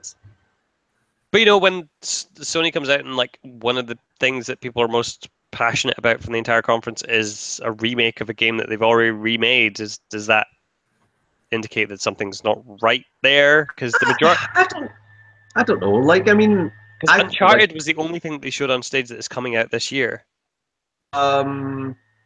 Really? Yeah, because everything else is early 2018.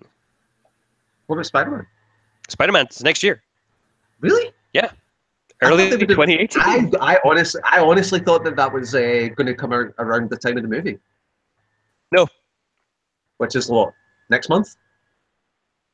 Yeah, that's like in about 2-3 weeks, isn't it? Yeah. Monster Hunter. Yeah. So all right. So yeah, that was the other one that hadn't been announced. Was Monster Hunter World, which is coming to Xbox One as well. PS4 and Xbox One, and funnily enough, say it for me, Mark. What? When's it coming? 2018. I'm gonna early. guess. Early. Yes. Because so everything's early 2018. So that was a pattern from this one, was that a lot of these games are next year. And a lot of these games have been previously announced as well. So like Sony seems to be playing like the long game, as it were. Yeah. Detroit did that even get a next year? Yeah, just next year. Did any of you hear about what they done? The Xbox tweet? I've not seen the tweet. Oh, it's fantastic. I can't remember exactly what it was, but it's like, waking up the morning after and remembering that Detroit's on PS4 and you own an Xbox. It's like, it's funny. Detroit looks cool. Detroit looks interesting, at least that I would want to have a look at it. It looks like Heavy Rain with robots. So yeah, and then there's the Until Dawn expansion / sequel / not anything to do with it. So apparently it's a prequel. And it's entirely in VR. And it's next year. As long as it's not as bad as that Until Dawn VR game. Oh god, what was that called? Until Dawn, it's shit. Horror clowns. That's a weird thing to call your game. Yeah, it's probably why it didn't sell very well. Probably why it didn't. Yeah. I mean, I am looking forward to. I mean, weirdly, I came away from, despite the fact that there's not a lot coming out this year, and it was already announced. Like, I came out of Sony feeling really positive. I think that Spider-Man game, I'm really looking forward to that Spider-Man game. Yep. I know a lot of people were really, really down on the QTEs, but I don't mind QTEs as long as they're well done. Like, as long as they problem. If it has its place, then I don't mind it. But when you just randomly throw them in, it's ugh. Yeah, that's why. That's why the Resident Evil 5 and 6 got such a people really hated the QTEs and that, because they would just appear at random times. You have to be expecting, you have to be like, right, here's the QTE block. But no, I thought that game looked really cool. I feel like that game's got a lot to prove given the track record of Spider-Man games. Exactly, and I feel like that one demo's not enough to do that. Absolutely not. But I have enough confidence in Insomniac that I'm interested. Not that I'm pre-ordering it or anything, but I'm okay. You guys have made good games before. Surely you can make a decent attempt at this. at the I very really like least. Sunset Overdrive. Sunset Overdrive was really good. So Yeah. And yeah, that hey Uncharted. Yep. That's I know it's a side story. I know it's like it's it's essentially like the B project from So Uncharted. But apparently that's a full game. yeah, I would imagine so. I still Like, want to know if it's a co-op game. I don't think they said anything about that. They But didn't. But apparently it's not the last foray into the Uncharted world either. So yeah, Naughty Dog have been out talking about like they'd like to do some open world thing at some point with the Uncharted name. So I don't know. I don't know. Like I don't know. I came out of E3 this year with like one or two things, like thinking that it was a very down year. There wasn't much there that made me go, "Oh my god, this is incredible," with the exception of like Mario and like the Raving Rabbids thing, and like one or two things here and there. Um, yeah, I don't know. And so Sony's maybe it's worth the fact that I don't have a PS4 yet, and it's I'm not really invested in that ecosystem, but like a lot of the stuff because I'm looking for excuses to get that PS4 this year. Like there was nothing on that slate that did that. yeah, Like everything was like, hey, it's next year, and here's this VR thing. Oh, it's next year as well.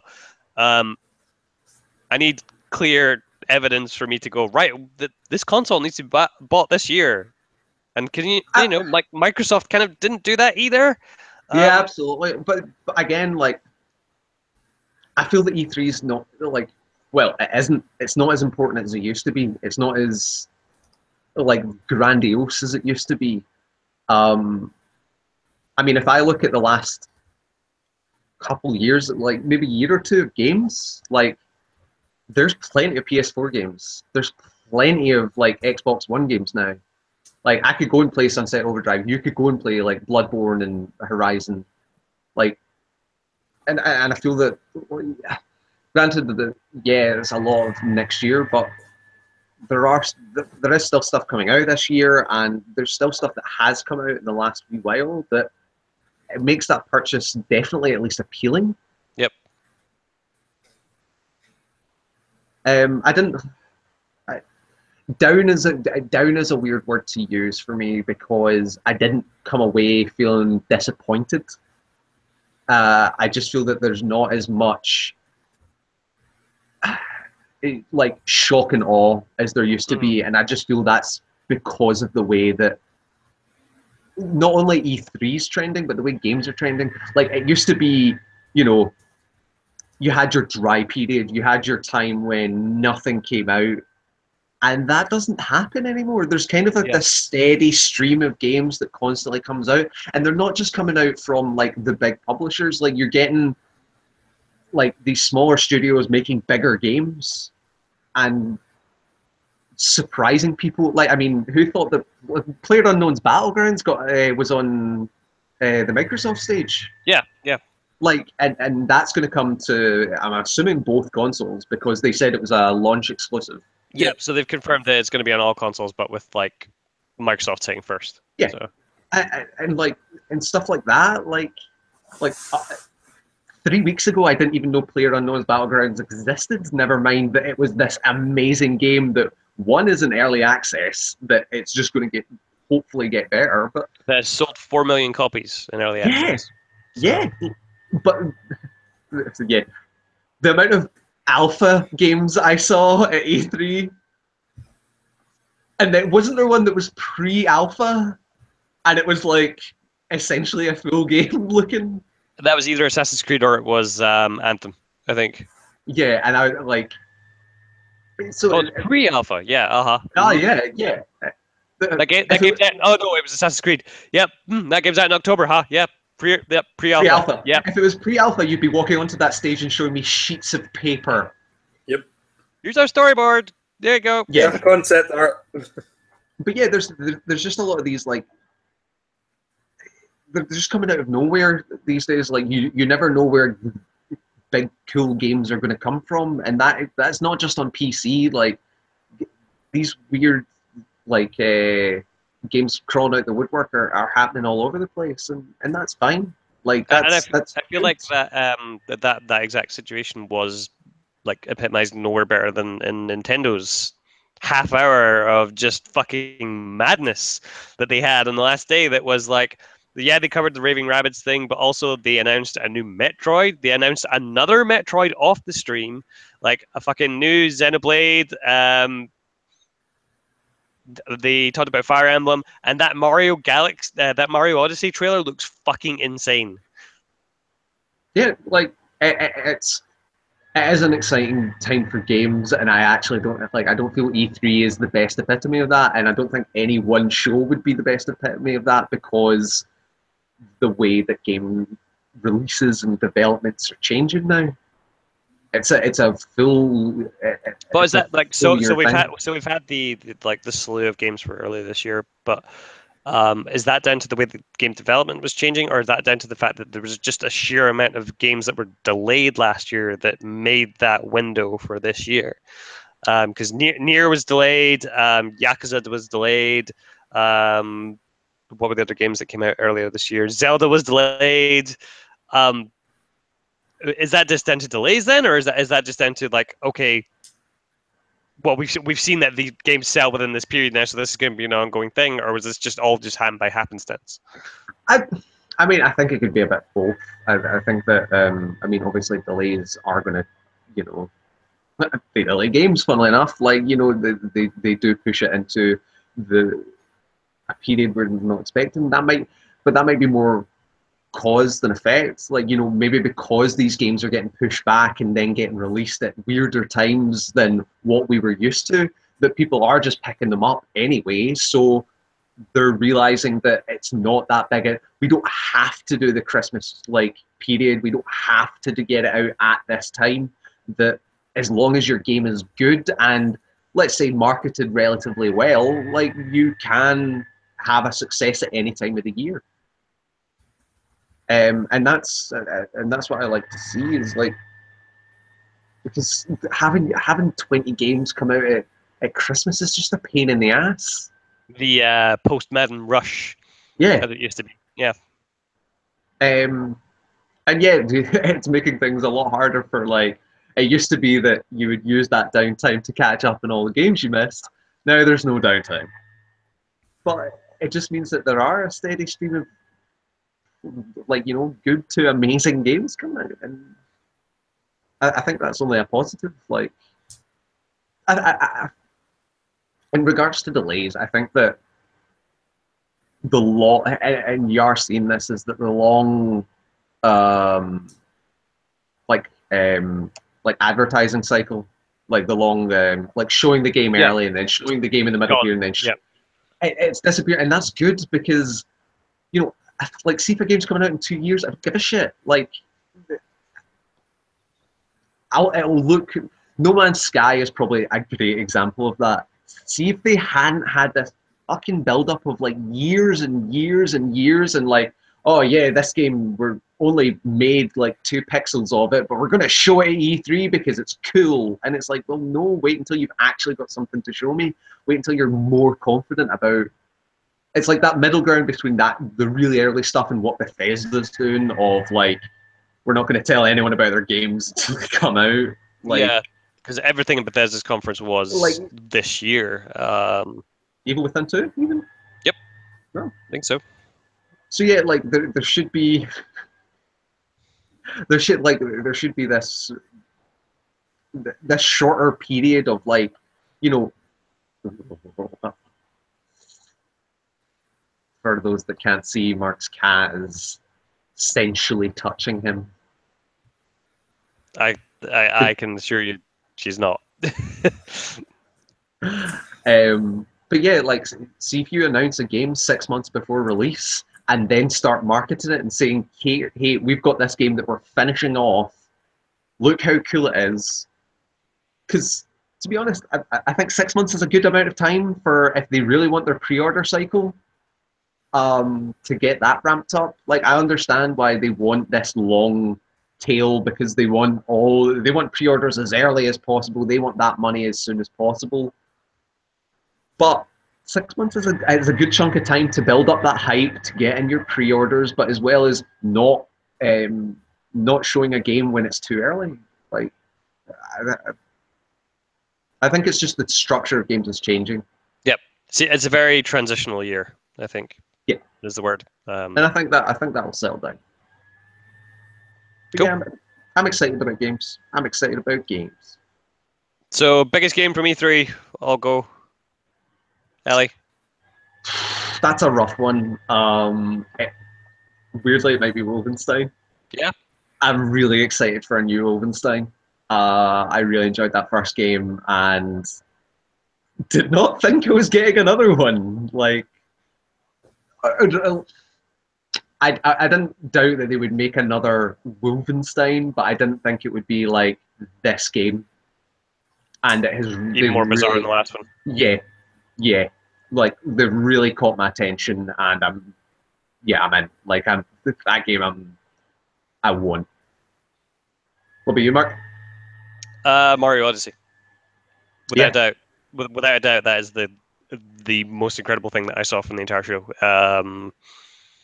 It looks like Nintendo took all the crazy from from Breath of the Wild, where they just decided to throw everything to the wind and not stick to the design doc from the first one.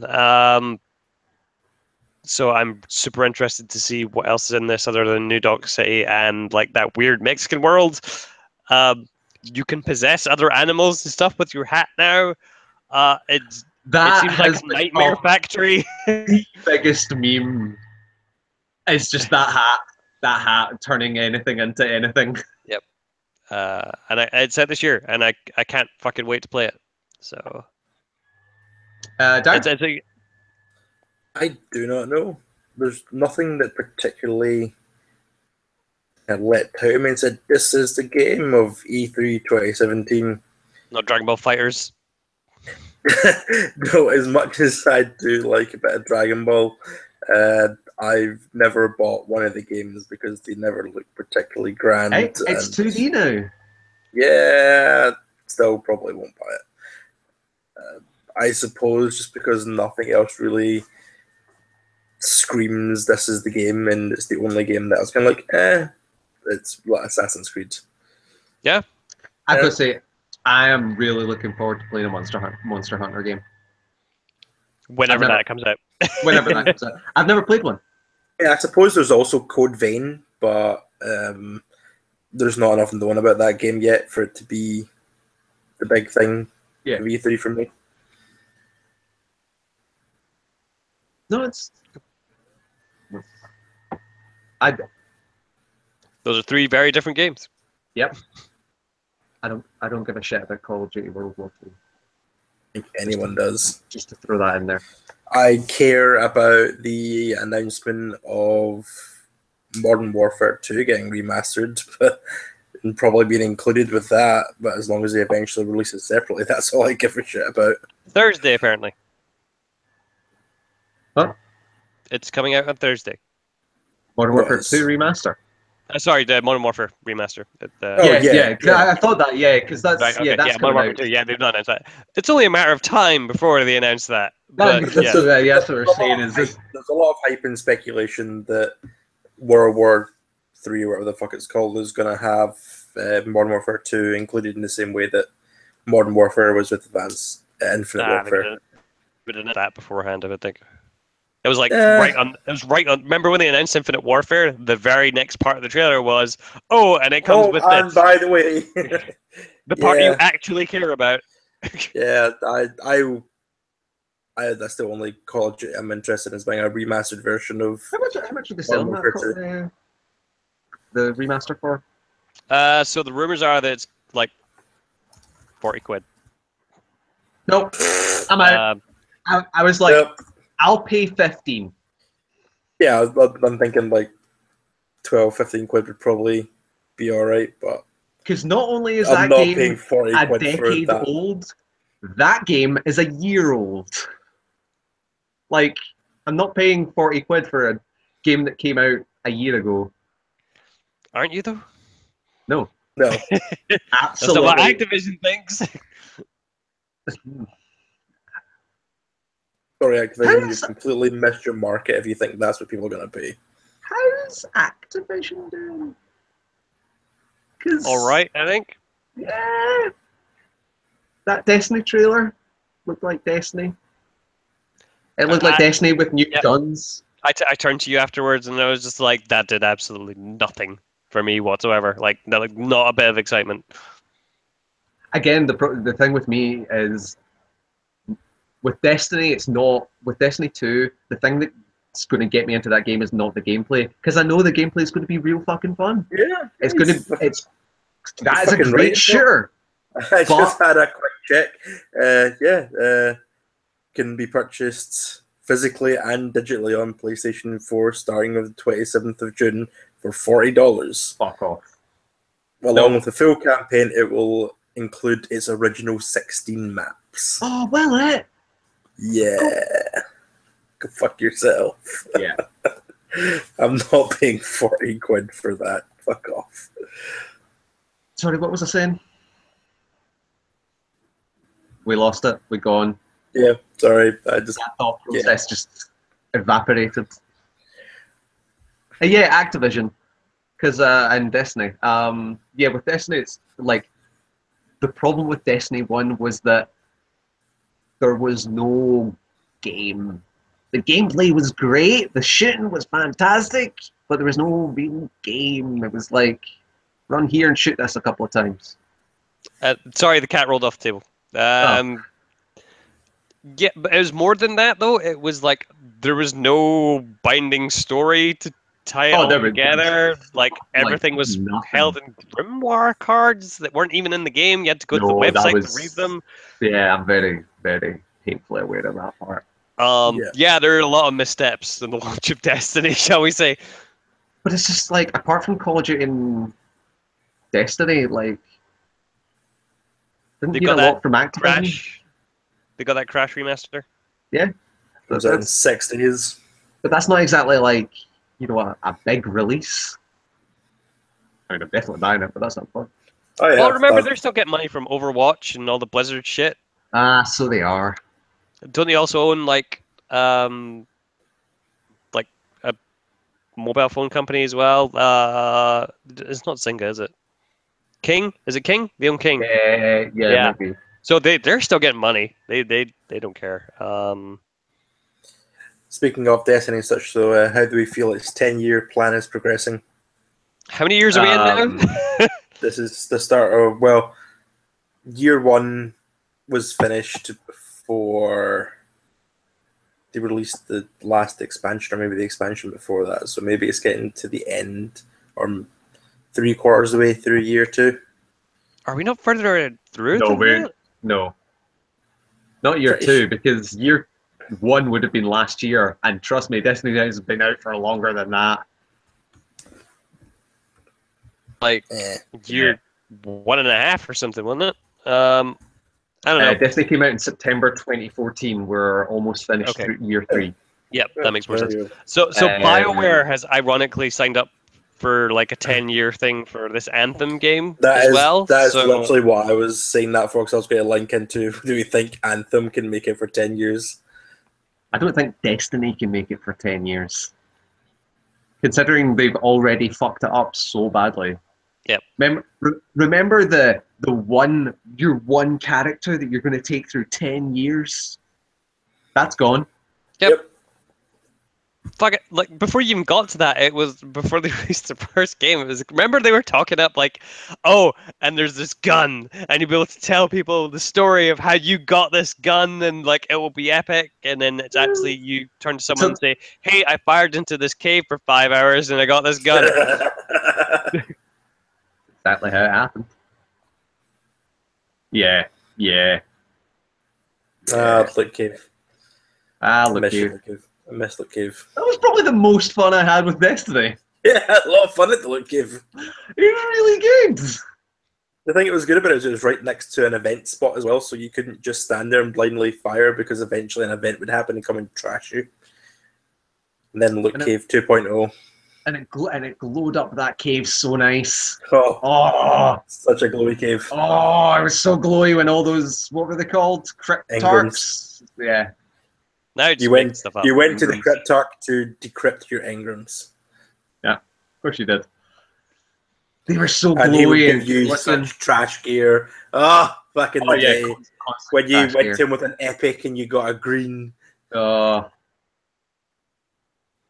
Destiny. Yep. Think they'll be able to shake that legacy off? No. No. No. It's part of Destiny culture. I remember the loot cave. So have we got any other news? IO Interactive are an official independent developer. Yeah. Who Which means still that have Hitman? they're Yep. they're keeping the ranks on Hitman. So you haven't bought it, go buy it now, Right. because they'll get the money for it rather than Square Enix. True. Yeah, so they bought themselves out.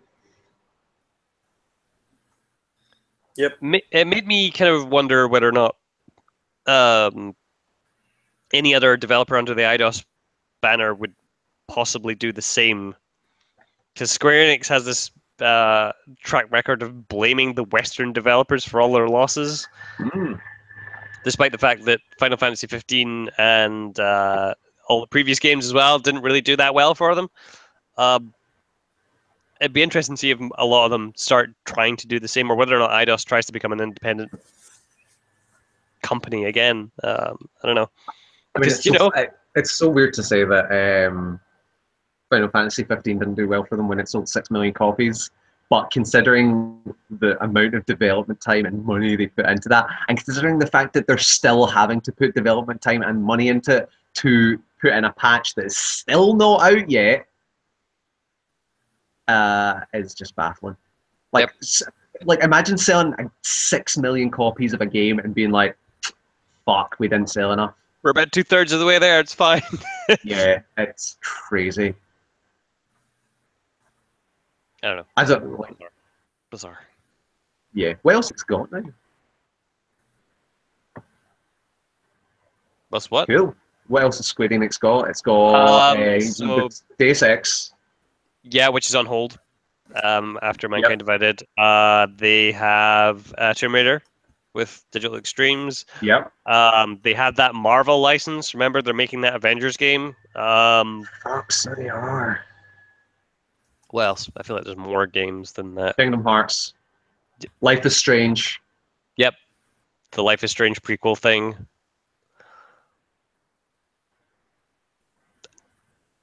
I feel like Near. Yep.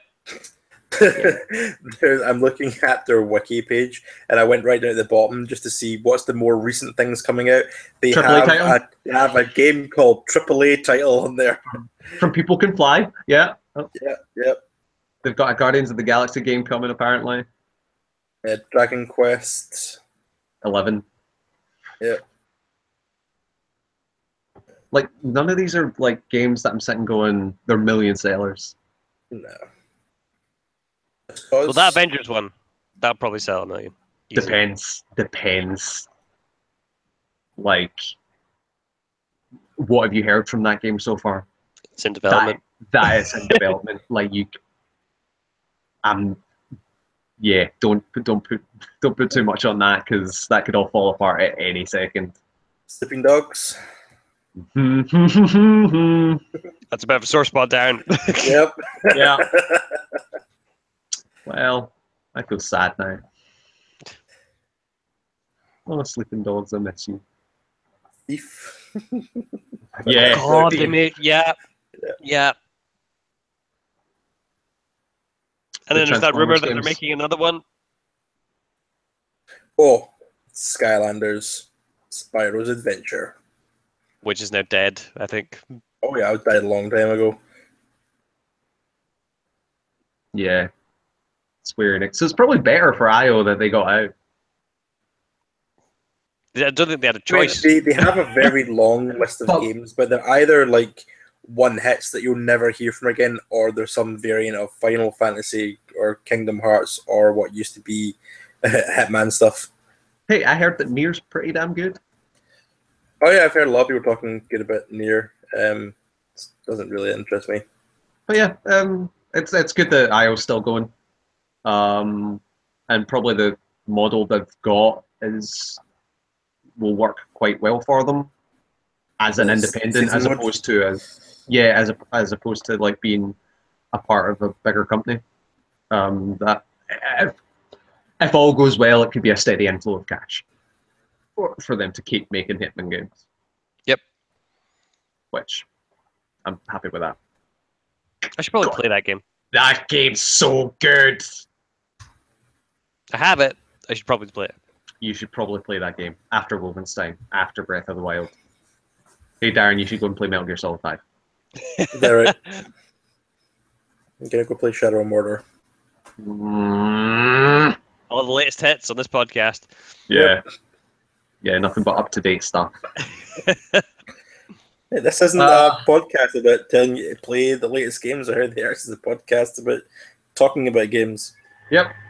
We're Retrocast. Retrocast. We're changing the name. Angela Merkel's to open Gamescom. Yep. I thought that was pretty significant.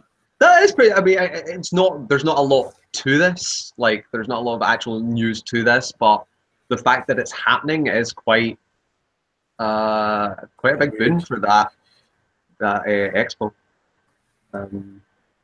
I'll be interested to hear what she says. Brexit's shit. Come over to Europe if you want to make games. Yeah, yeah, and yeah, Monster Hunter XX. Yeah, Monster Hunter Cross.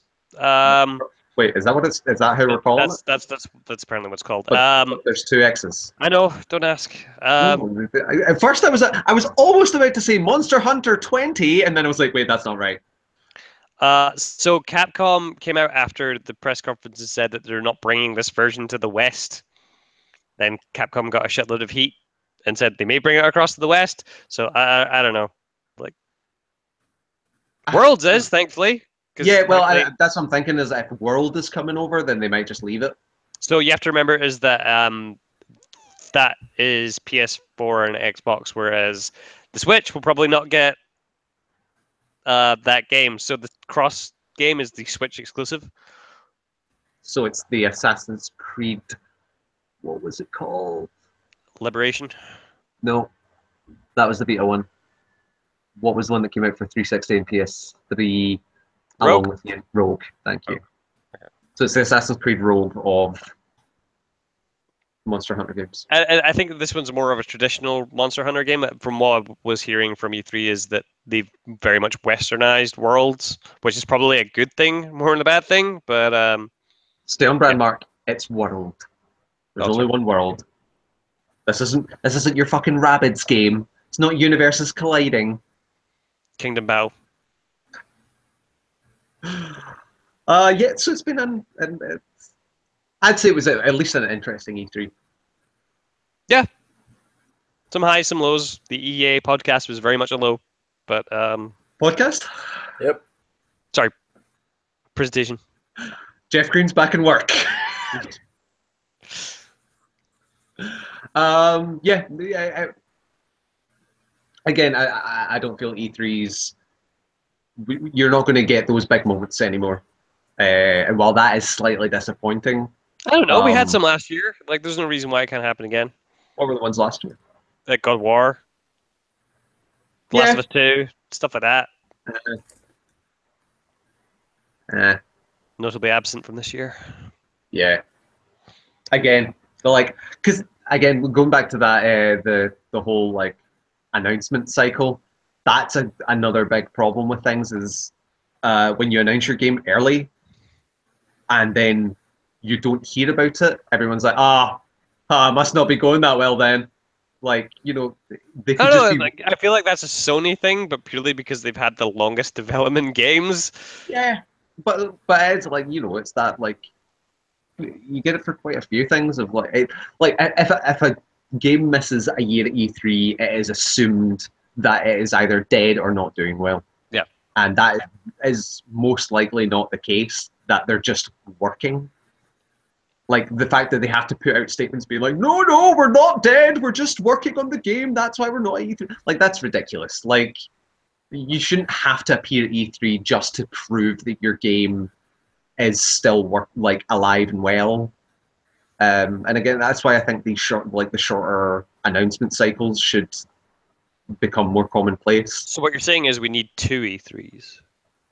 Yeah, E3, and then E3 Prime and E3 West. Then hopefully we'll open E3 South and Yep. then E3 Japan. Yep. I just can't wait for Eurogamer to move across to Europe. Yes, because that's where it's all going to end up. Do you think they'll change their name to Eurogamer? UKIP gamer. I don't know.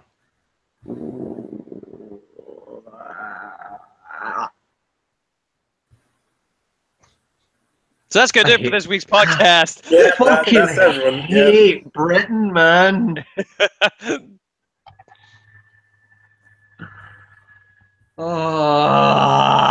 So we'll Yeah, see you that's next gonna week. do- Same bad yeah. time, same bad channel. So what are you guys doing this week? Work and playing Shadow of Mordor. Try and get Zelda finished. Yeah, if not, you're I'll gonna- try and make a start on Wolfenstein at least Yeah. for the As I next time said, that we talk. It is episode based, and those they cut up quite nicely that you can just do one at a time. I'll be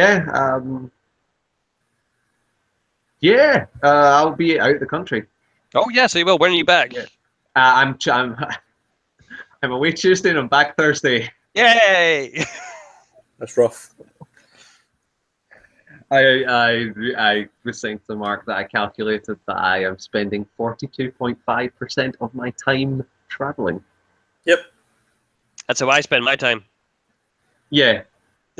Yeah. Unfortunately, it is. To be fair, I'll probably get better service than you do when I am traveling and there. Yep. But I'm looking forward to it. I've never been to the States before. And that will be cool. Hopefully, you get the chance to do some touristy things in DC. I think there's a couple spots where I'll be able to Go see the White House. Yeah. Boo! Yes, just stand outside the White House and go boo. Yeah. Probably see me in the news. And then someone else will finish it off. Boom. Or somebody else will say to Trump that they're actually saying boo earns. That's Yeah. Boo ump.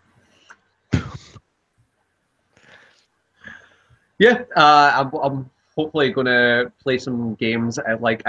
Persona 5 still staring at me. There's just too many games at the moment. There's just too many games. There's too many games, guys. I don't know what to do anymore. So yeah, I'm hopefully gonna play more Persona. okay. But yeah, thanks for joining me, guys. No worries. Right. You've got big plans for the rest of the day, No. Darren? Nope. Excellent. Good to hear. Yep. Well, enjoy your.